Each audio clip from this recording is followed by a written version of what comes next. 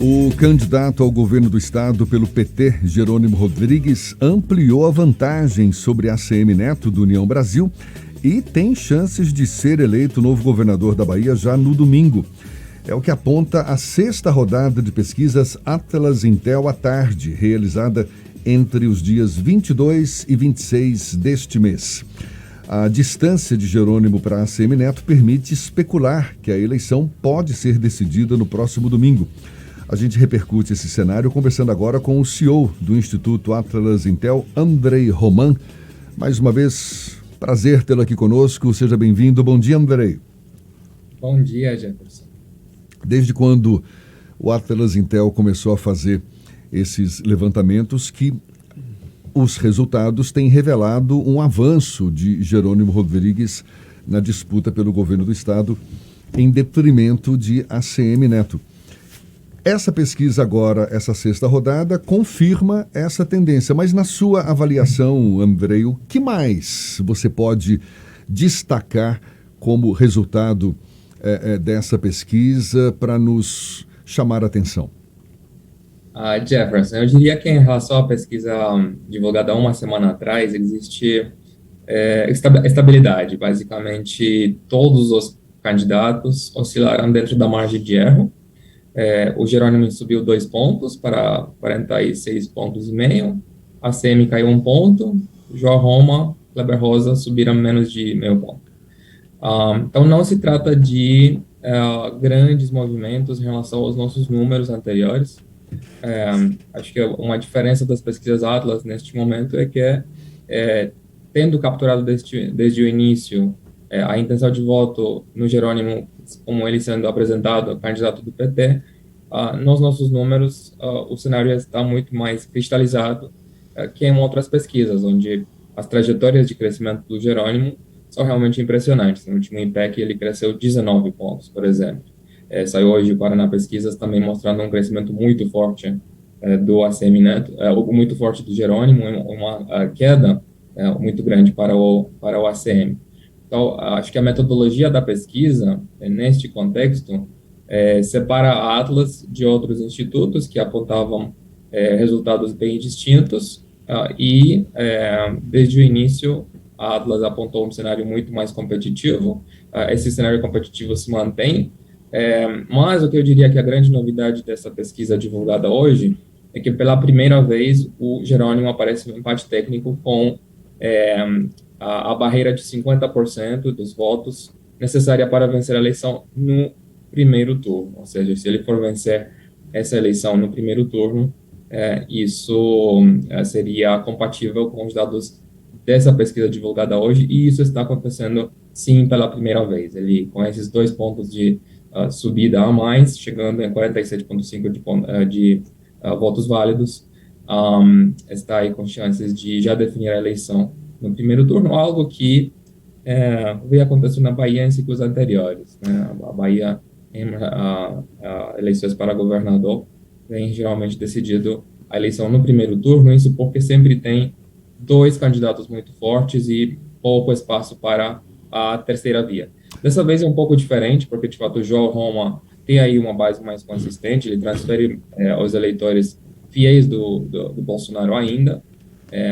Me parece que boa parte desse eleitorado do João Roma é resiliente, porque eles querem marcar posição, eles querem demonstrar apoio ao Jair Bolsonaro, votando no João Roma, eles querem reforçar também quanto o João Roma foi um candidato, vamos dizer, transparente, honesto, sincero, em termos de assumir o seu lado político. Então eles têm uma resistência a fazer uma migração de voto útil para o ACM Neto, que não adotou um posicionamento claro ao longo da campanha, por mais que ele tenha sido um apoiador do governo Bolsonaro no Congresso, né, como a liderança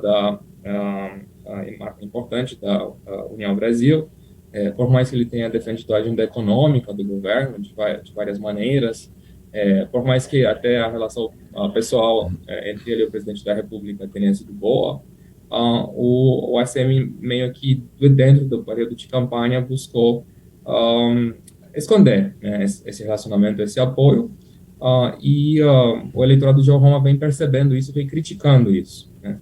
O eleitorado do João Roma deseja ver uma defesa mais contundente do Bolsonaro no estado da Bahia. Essa defesa está sendo feita pelo João Roma. Então, acho que a grande dúvida pela frente é quanto veremos de voto útil neste eleitorado bolsonarista, e quanto, então, o ACM pode se recuperar por conta desse voto útil. Ao mesmo tempo, dá para perceber que cada vez mais os eleitores lulistas, boa parte dos quais, até não tanto tempo atrás, estavam no campo do ACM, estão migrando para o Jerônimo. Então, mesmo o ACM conseguindo recuperar alguns eleitores do João Roma nesse movimento de voto útil, pode ser que ele ainda perde mais eleitores para o Jerônimo nessa reta final, por conta do alinhamento entre a eleição nacional e a eleição estadual. No caso, na Bahia, o Lula aparece aí com quase 70% de votos válidos.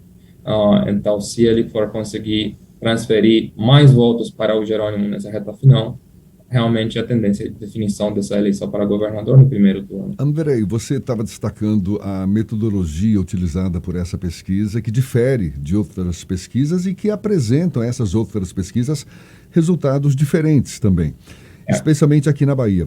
Qual é o argumento que você tem para convencer o público de que, de fato, essa metodologia ela merece crédito, ela tem a sua credibilidade e que aponta para essa direção que o resultado sinaliza? De fato, Jefferson, no caso, nem se trata de uma diferença metodológica entre as pesquisas, como a explicação da discrepância entre os números.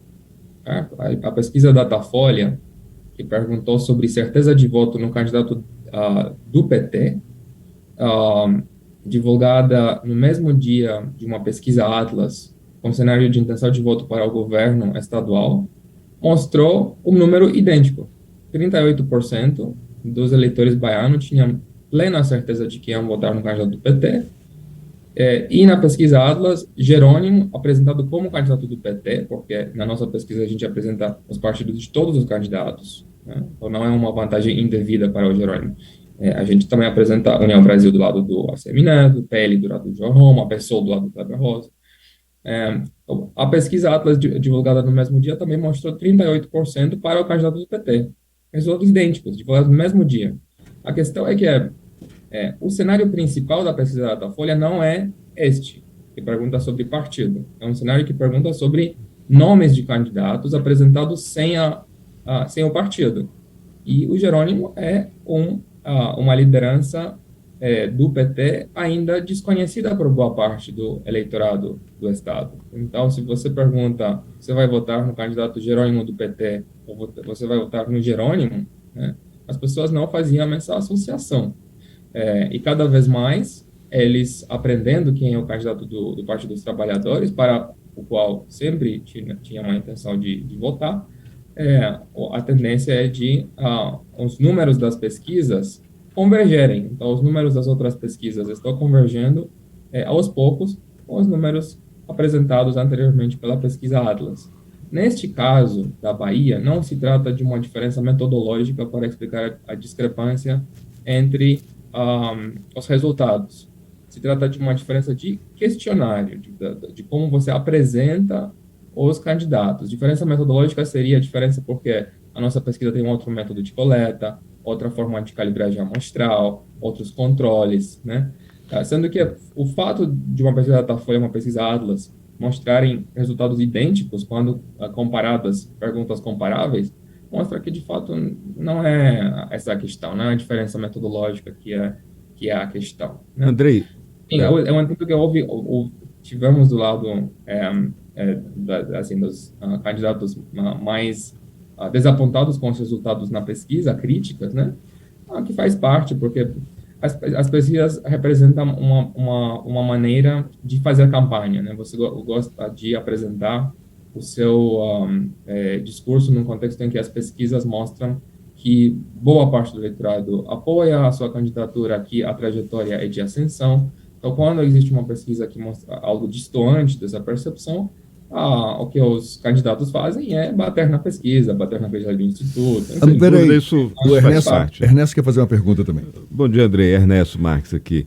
Andrei, bom dia, acho que uma diferença fundamental, acho que a metodologia em si ela se aproxima, mas tem uma diferença marcante, que é o fato de vocês aplicarem os questionários através da internet, usando um link. E aí, na entrevista que fizemos aqui com o João, semana passada, ele deixou bem claro para nós a segurança, né? Os mecanismos que vocês utilizam para que uma pessoa não vote 2, 3 ou muitas vezes, e a gente sabe que esse mecanismo é de fato seguro.